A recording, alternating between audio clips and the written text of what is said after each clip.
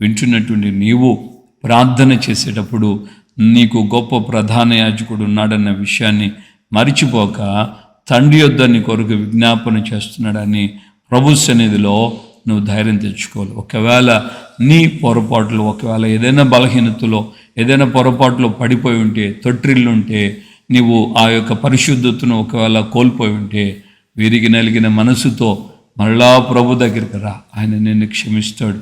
నిన్ను నీ విషయమై తండ్రి దగ్గర విజ్ఞాపన చేస్తూ ఆయన మరలా నిన్ను బాగు చేయడానికి ఆయన కోరుకుంటాడు. ఎప్పుడు అయినా సరే పడిపోయిన వ్యక్తిని పడిపోయాడని చెప్పి దేవుడు త్రోసివేయడు. దేవుడు ఆ వ్యక్తిని ఇక దూరం చేయడు. కృపాకాలం ముగిసే సమయం లోపల నీవు నీ పొరపాట్ల నిమిత్తమై, తప్పిదాల నిమిత్తమై నీవు ప్రభు దగ్గర ప్రార్థన చేస్తే తప్పకుండా ఆయన నిన్ను మరలా బాగు చేస్తాడు, కనికరిస్తాడు.